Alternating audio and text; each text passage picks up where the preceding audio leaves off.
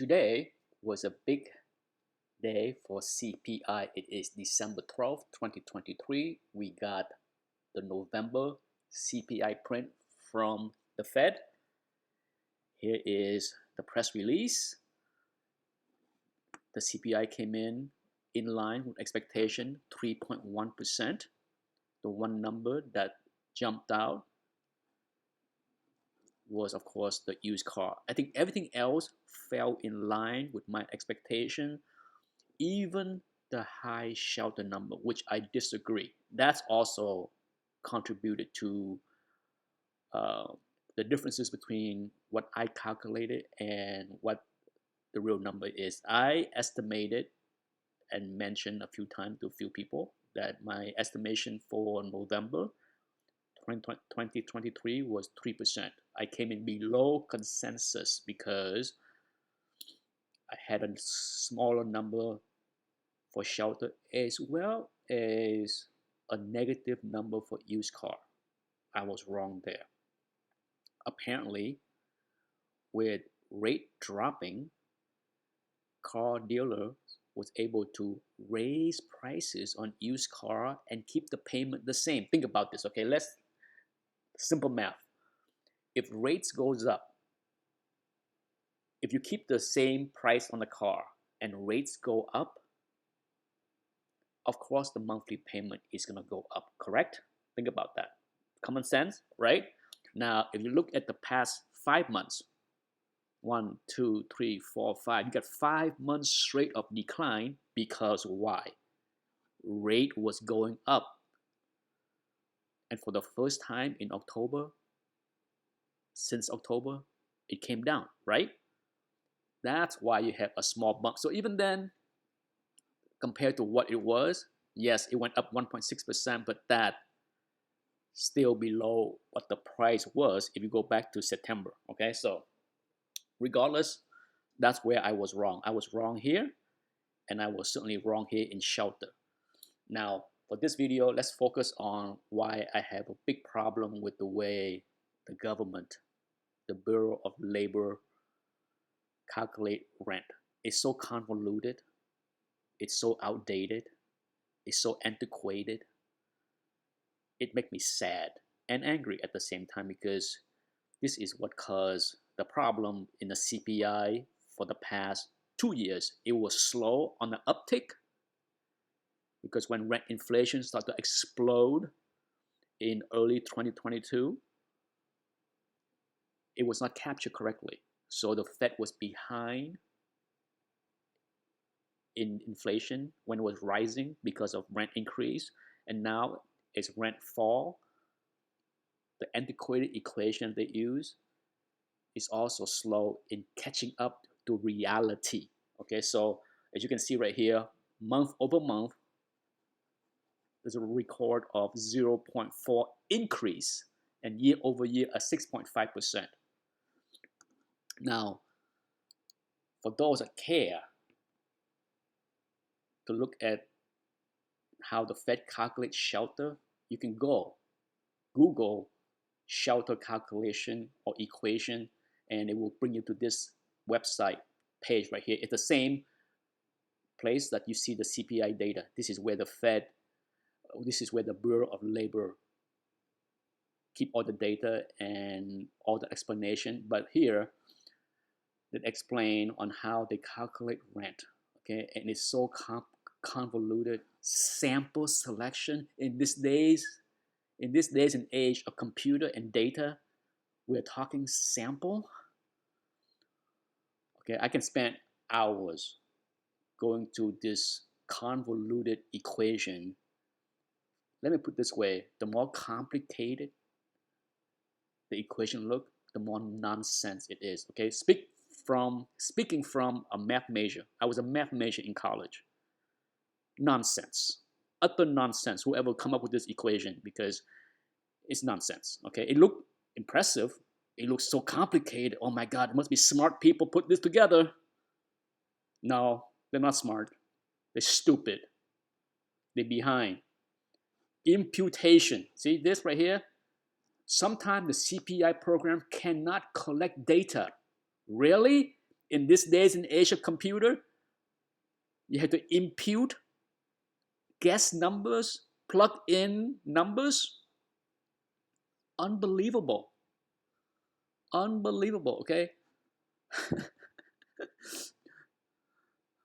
To avoid, oops, let me get rid of this. To avoid missing this rent change for vacant, okay, let's read this paragraph, okay? The CPI program assumes that sample units reported to be vacant are transitioning to new tenants. Experience with rent data has shown that units tend to experience rent change when the tenant changes. Makes sense? Yes. Nothing wrong with that statement. Okay, nothing wrong with that statement. To avoid missing this rent change for vacant units, the CPI program performs a special class mean imputation to estimate their rents. Are you kidding me? Are you kidding me? Speaking from a math major, that's nonsense. The estimated current rent of vacant unit is its previous rent times the average rent change of newly occupied units. This is where the problem is. If you're imputing based on rising prices, how then can the equation be correct? You see where the problem is? For example, if the average rent increase for new tenant in an area was 5%, a current vacant unit that rented 6 months earlier for 1,000 would have estimated current rent of 1,050. What happened when rent is declining? Can you estimate correctly the rate of decline? Of course not. This is where the problem is. Unbelievable. Unbelievable. Okay, that's all I had to say. I'm so frustrated over the past 2 years with this rent calculation. It is nonsense. Complete, utter nonsense of incompetent people for decades, incapable of changing the formula to take advantage of the technology that we have today with computers and data. And of course, after today, right, you get every financial press and news out there is saying the same thing. Oh my goodness, stubbornly high rental costs lift US consumer inflation in November. Really? You can't fault these people. They're reporters, okay? They have no idea what they're doing. They're just repeaters. All they do is repeat what they hear. They can't break down the data. They can't decipher what they see as nonsense. They can't question the data like I'm questioning the data. All they do is repeat nonsense. Okay, it's shocking. Right here. With the cost of rent marching higher, service inflation is becoming sticky. Service price shot up 0.5% after rising 0.3% in October. Stripping out rents, service inflation jumped 0.6% after advancing whatever. Ridiculous. It is absolutely ridiculous that they cannot get this right. Okay, absolutely ridiculous. Now, the real data, here we go. 5 days ago,